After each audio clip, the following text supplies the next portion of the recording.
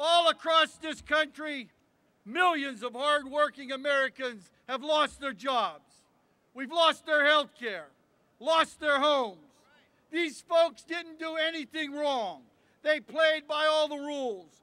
They woke up every day ready to punch the clock and get ready to work. But their jobs disappeared. They were outsourced. They were downsized. We didn't create this mess. You did everything that was ever asked of you. So we're here to say three things to the banks today. One, stop refusing to pay your fair share to create the jobs that you destroyed. Two, stop fighting financial reform. Three, start lending to small businesses and others starved for credit in your communities. Because when you pay out outrageous bonuses, after we're done, you're going to pay your fair share in taxes to create the jobs that you destroyed. I'm here to talk to you about the state of the economy and what we need to do in the labor movement to make our economy recover and our country return to prosperity. The reality is we have effectively 10% unemployment. We've lost 8 million jobs.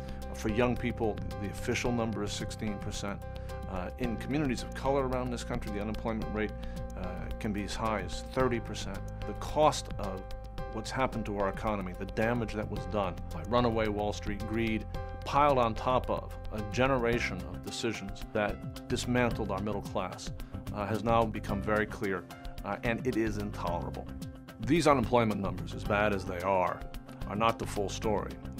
The full story is that if we don't do something more, if government does not take action to create jobs, to jumpstart our economy, these types of unemployment numbers are going to be with us for a long time. It's not just that we are going to see people not being able to find work.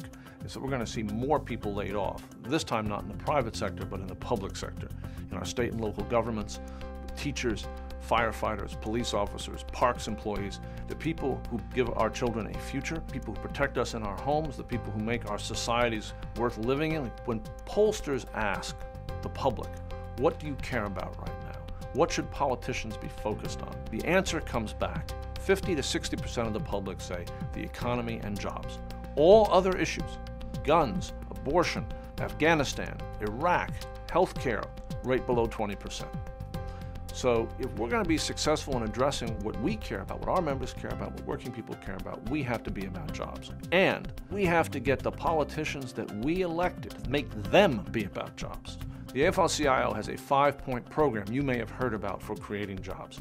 First, we need to make sure that the people who are out of work do not run out of money, run out of health care. So we need to have extensions to unemployment benefits.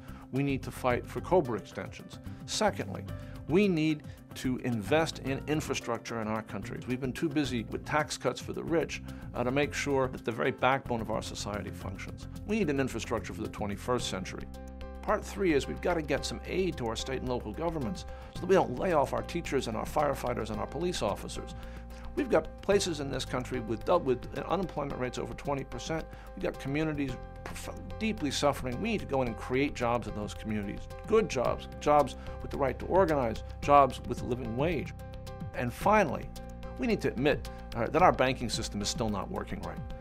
And so what we need to do is to get lending going into our communities, to entrepreneurs, to small business directly. It's time to put TARP money to work on Main Street, not just on Wall Street. That's our 5-point program. Could put millions of Americans back to work and back to work quickly.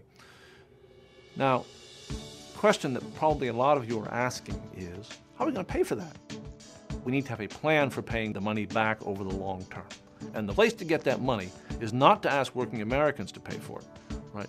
But to go to the people who made the mess, to ask Wall Street to pony up the funds to put America back to work.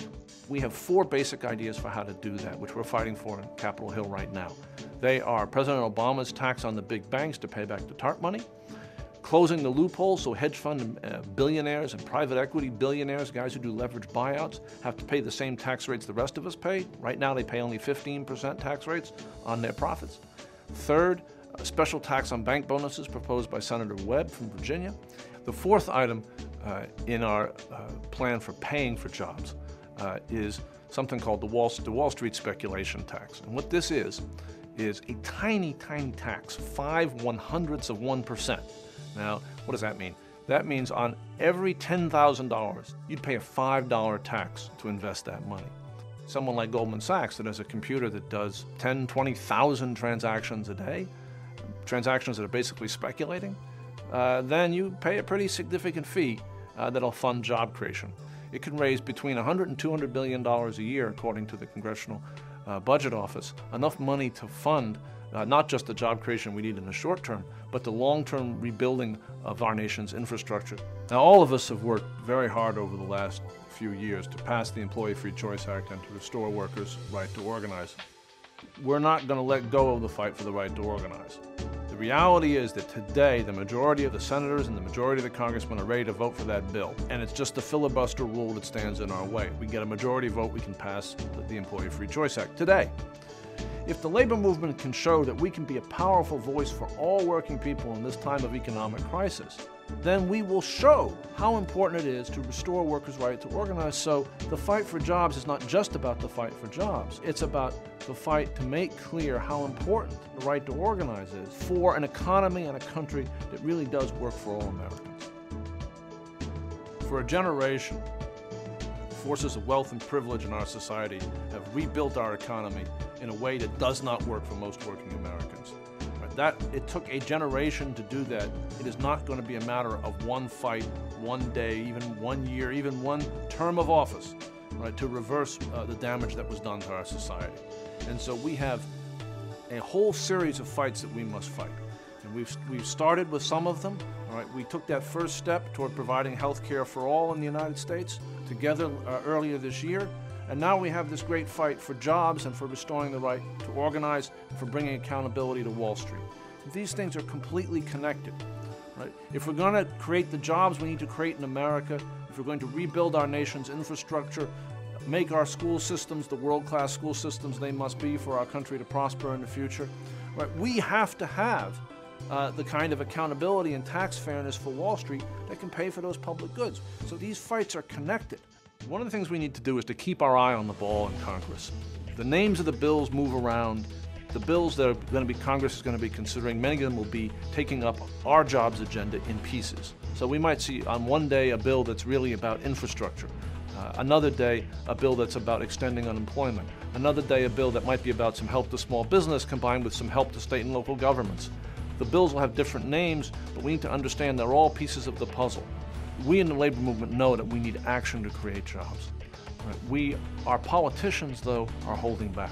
It's time for us to lead, to get our politicians in motion behind a strong jobs agenda, to rebuild our economy, to make an economy that works for all, to put our financial system into its proper role of creating jobs, not destroying them, and to move our country forward toward a future that will be as good for our children and grandchildren as our country has been for those who came before us. Our job here has got to be to make the politicians we elected to represent working people into something more than representatives of working people. We need to make the people that we elected into office real warriors.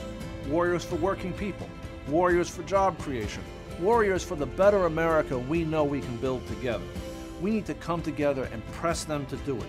We need to come together in the street, on the phones, on the internet. We all need to come here to Washington to deliver that message to the people that we elected to office, that it is time to stand up, have some courage, and fight for what's in working people's interest and fight to create jobs.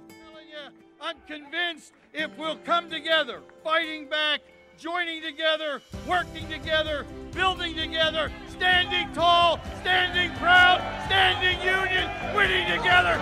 Don't stop until every American's back at work. God bless you.